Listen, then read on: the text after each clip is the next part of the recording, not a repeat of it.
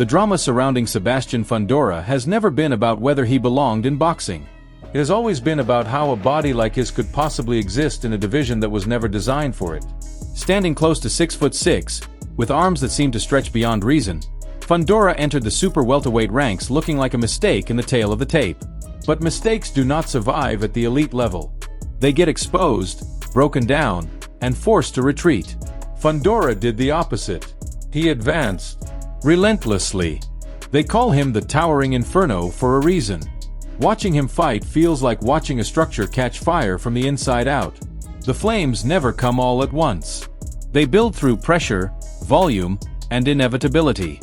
Opponents do not usually lose to one punch. They lose because they cannot escape the pace. They cannot solve the reach. They cannot breathe. And eventually, the referee steps in to protect them from a machine that does not slow down. Fundora was born into boxing on December 28, 1997, in a household where the sport was not a dream but a routine. His father, Freddie, a former fighter and trainer, made the gym a second home. His sister Gabriella would grow into an undisputed world champion, reinforcing the idea that this was a family defined by gloves, sweat, and discipline. Long before titles and rankings, the Fundoras had already decided who they were. Maybe 5'7", 5'5", around there, and then I hit 8th grade and 6'1", 6'2" right away. Just out of nowhere. Out of nowhere. Boxing was not optional. It was identity. What no one planned for was the growth spurt. In middle school, Sebastian shot up seemingly overnight. From average height to towering presence, his body changed faster than most trainers would ever recommend. At an age when many fighters are still learning coordination, he became 6'2", then kept going. By his teens, he was nearing 6'6", an extreme frame for a fighter destined for 154 pounds. Instead of abandoning the path, the family adapted. They built a style around distance, leverage, and volume. Not elegant boxing in the traditional sense, but functional, punishing, and suffocating. Fundora turned professional at 18, choosing to learn under fire rather than through a padded amateur career. Development came through rounds, sparring, and real consequences. By his 9th fight, he was already being tested against undefeated prospects who believed his height would be his weakness. What they found instead was exhaustion. Against fighters like Van Owens, Fundora showed the blueprint of his career. Constant pressure, straight shots from impossible angles, and an engine that refused to idle. Owens tried to fight inside. He tried to trade. He tried to force exchanges. And round by round, the weight of Fundora's output buried him. Each fight added another layer. Antonio Arista learned how dangerous it was to stand in front of a man who could hit you from outside your own range. This guy out of here. Antonio Arista is getting hammered by Sebastian Fundora. The Towering Inferno is doing that and developing Arista. But a big shot by Arista. Donnie Marshall discovered that surviving punches was not the same as escaping them. Daniel Lewis exposed criticism about Fundora fighting too close for someone his size. Yet even then, Fundora emerged with a win and lessons learned. He was not chasing perfection. He was chasing improvement. By 2021, the wins were piling up and the division was starting to take notice. Jorge Cota represented another step closer to the elite, and Fundora handled him with growing confidence. He was no longer just tall. He was patient. He was reading reactions. He was breaking fighters down systematically. When he said the division should be ready for war, it did not sound like bravado. It sounded like a warning. The first true test of his ceiling came against Erickson Lubin for the WBC interim title. The height don't mean much to me. Of course, I got dynamite in both hands. I think anybody I get in the ring with, I'm capable of putting them out. From the opening bell, it was chaos. Uppercuts flew. Body shots echoed. Lubin hit the canvas early, only to rally and score the first knockdown of Fundora's career. For a moment, the Towering Inferno flickered. Doubt crept in. But Fundora steadied himself, returned to his fundamentals, and reasserted control.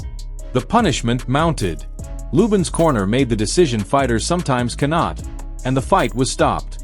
Fundora had arrived at the world level, bloodied but proven. I just want to go after all of them. You know, this is the interim belt, so I want the world champion title, so I want the real deal. What followed was not a straight line upward. Carlos Ocampo pushed him to the distance. Brian Mendoza delivered heartbreak, landing a perfect shot that stopped Fundora just as a world title was within reach. For the first time, the machine malfunctioned. And for the first time, Fundora had to confront the possibility that size and volume were not invincibility.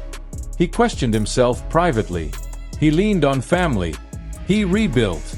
While the division fractured and other names rose, Fundora stayed ready. When the call came on short notice to face Tim Tszyu in a unification bout, he did not hesitate. The odds were against him. The narrative favored Tszyu. And early on, it looked like the script would hold. Then an accidental elbow opened a brutal cut, and everything changed. Blood poured. Vision blurred. And in the chaos, Fundora adapted. He targeted. He pressed. He capitalized. Over 12 violent rounds, he outworked and outlasted one of the division's most dangerous men. The decision was close. The controversy was loud. But the belts were his. Still, Fundora knew controversy does not silence critics. Only clarity does. He defended his titles with authority, then faced Tszyu again with one goal: remove all doubt. This time there were no accidents, no chaos dictating the rhythm. Fundora fought with composure and intent. He broke Tszyu down from the inside, punished him with straight shots, and forced the rematch to end on his terms. When Tszyu could no longer continue, the message was undeniable. This was no paper champion. Maybe it was his destiny to win a title. Him and his sister are now champions at the same time. Yep. She has a world title. It gave Fundora an opportunity that I don't know if he could have pulled it off under circumstances without that cut. I don't know. We'll never know. This was the best 154-pound fighter on the planet. Sebastian Fundora's story is not about height alone. It is about adaptation. About turning an anomaly into a weapon. About surviving setbacks without losing belief. In a sport that devours hype and exposes flaws, he has done something harder.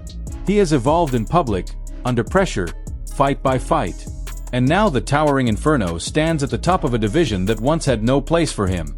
If you enjoyed this deep dive into Sebastian Fundora's rise, legacy, and defining battles, let us know what you think. Is Fundora the most dangerous champion at 154 pounds right now? Or is there another challenger you believe can solve the puzzle? Drop your thoughts below, hit the like button if you want more long-form fight stories like this, and subscribe to stay locked in for the next chapter in boxing's biggest rivalries.